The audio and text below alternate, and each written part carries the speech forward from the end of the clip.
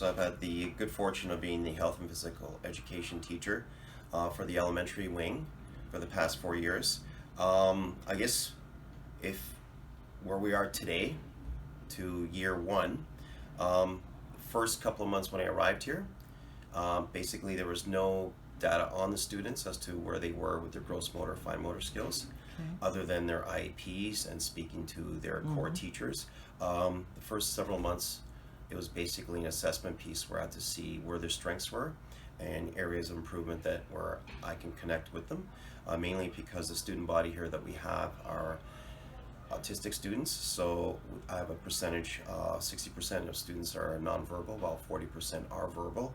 So that in itself being a challenge, and basically it's almost like a schoolhouse with these grades, as you have students of all abilities and ages within, let's say, a grade 4 or grade 5 class. So it's really important that I try to kind of not only modify but differentiate as to what their needs are, and more importantly have them engaged. But at the same time, the assessment piece itself is basically an evolving document. Okay, so this is not just beginning of the year and then done, put it away in the, like other sort of standardized assessment. This is an ongoing kind of process, you're saying? And I think having the good fortune of having a contract here, and it being my second tour already, is that it's just an ongoing development.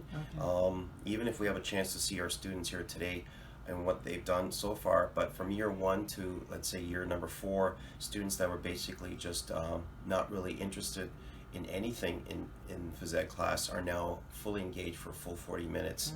But more importantly, what's been happening is breaking down into mini little activity centers where they work for anywhere between 3 to 5 minutes in a certain area, and they move on to another area. So that's a key thing. So I guess the tie-in with Brigance itself is it being a document that I can use.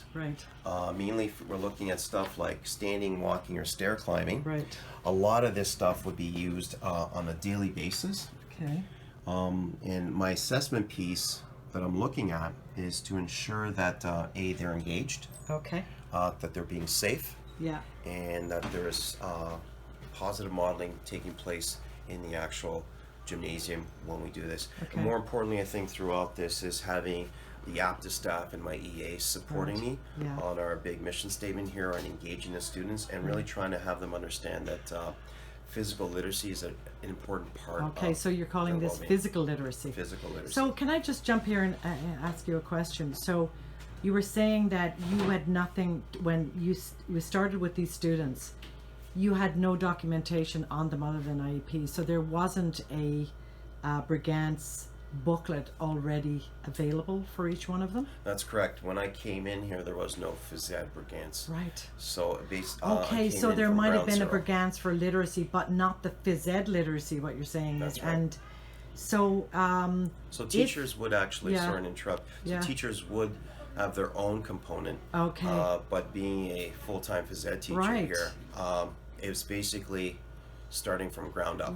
I did. You know what? I did not think about that. I didn't think about what that effect that would have. So, if you had a Brigance that had been started for physical literacy, would that have helped you? Yes, it would have. Because you wouldn't have had to start right from ground zero here, right? You know, you're spending a lot of time in the beginning doing assessments.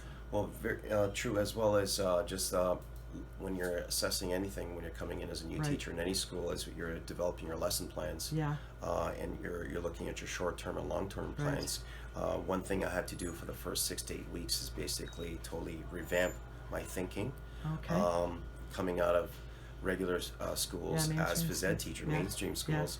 So the biggest thing was just trying to understand the value in first off, assessing their strengths, expanding a simple lesson into multiple lessons, and basically instead of seeing the big macro, it's the micro, in the sense of just really minimizing it to as many small steps as possible to ensure that they're engaged, but more importantly that there is learning taking place. So what we're looking at here, what I have on this takes place on Fridays, and it's called Obstacle Course Friday.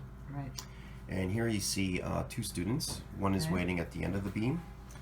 There's safe mats underneath. And the objective here is walking across the beam to the Okay. other side, and they're following a path. Okay. As you can see in the picture too, I have an EA, Christine, who is Yeah. just overseeing and ensuring that they're being safe. Okay. Going to B8, balancing Okay. on a beam here. Right. Walks balance beam with both hands held. Stands heel to toe and balance beam without assistance. Walks forward using hands to aid balance. Now, they've been seeing this type of program now for 3 years, Okay. going into 4 years now. Mm-hmm. So in year 1, for example, walks balance beam with both hands held. Most of my students needed that assistance. All right. Now, fast forwarding to year 4 now, Okay. 95% of the students in elementary can now independently walk across the beam by themselves without any assistance. I track things on a weekly basis, Right. mainly because the first 10 to 12 minutes of each 40-minute phys ed component Okay. is similar in a Right. sense of warm-up and Okay. activation. So that enables me through the course of the week to assess all the students in all the Yeah. grades. Right. Students that you showed us, the ones on the balance beam, Mhm. that didn't happen overnight. That did not happen. Happen overnight. So that's a long period of time. That's right. So you would continue to work on that Correct. until the student was able to get across the balance beam without assistance, right? Correct. So once they've been able to do that, now what's the next step? You leave that skill and move on? Is that how it works? So what I do is that is one component Right. of the entire obstacle course. Yeah. There's other components where when they're walking on certain types of beams, they're either more narrow or wider. Right. They're working on what we call stones, Okay. which are basically plastic containers. Like walking, like Walk- stepping stones. Stepping stones. Right, So yeah. the whole objective is they're working on different types of objects and Right. understanding that balancing on anything else. Mm-hmm. The objective is here for them to understand that they can do it, Right. ensuring that they have the self-confidence, Mm-hmm. and enabling them to differentiate between different types of objects, Okay. and ensuring that they. My biggest thing is to make it fun, Right. disguise that work as fun, Yeah. and more importantly, have them independently do it. Okay. So what I've done in the past several years now is I've started building mini video libraries of the students, Okay. for them to see themselves. Right. For those that are verbal, they do a great job of actually responding and even self-critiquing themselves as to what they need to do. So you're keeping digital records of the students, and they can see their progress over time. So why wouldn't you just focus on literacy and functional literacy? Why would you do the phys ed component? Like, is that as important, like in terms of their overall health? Very much so. I mean, Yeah. the studies out there indicate that for even any brain development, Okay. physical education is a vital component of dealing with focus, Right. engagement, self-confidence, and all these things are a critical component of any child's development. What about those programs where the classrooms don't have a phys ed teacher? Should the classroom teacher be doing this phys ed component also? Yes, definitely any Yeah. teacher should be doing it. Right. I think the value of having a specialist coming in Yeah. who focuses on phys ed and health has different types of strengths and abilities. But clearly, any teacher can take this on. I think the biggest. But from what I'm hearing, you're saying is not that they can, they should be. That's right. They should not be focused on just the numeracy and literacy, functional literacy. In fact, that to give a whole program, That's they right. really need to be focused on And one thing all aspects. That's right. And one thing I do try to do, tying in with numeracy, for example, Right. is in physical education now, they're doing counting. So let's say if we Okay. do beanbag throwing, Yeah. if we're doing badminton and they're working on rallying, understanding that counting is an important part. Right. But when they're passing a ball in basketball, Okay. back and forth, chest pass or bounce pass, they're always verbalizing as to what they're doing. So those are key things. Yeah. I guess the biggest component here with our student body is teaching them the value of life skills. For Right. example, even as simple as scooter hockey that we're working on here that sounds is interesting. when you're tying in with, let's say, in math, Right. when you're dealing with geometry, they're now understanding that the way you actually hold the stick or the placement of the puck or the ball, and the way you angle it, it goes a certain way with a trajectory. Same thing applies with badminton. Okay. Understanding how to use the face of the racket. So this again can tie in beautifully when you're dealing with geometry. Right. So not only to engage them, make it fun, but understanding that there's a value to it. Staff that are in the gymnasium with me on an ongoing basis, Yeah. the EAs that have been here for more years than most of us elementary teachers, and the Aptus staff, they've seen significant changes in the children's personalities, their level of engagement, their focus, and also their skill development. So this has all been very positive on their end, and it's really reinforced that what I'm doing here is working.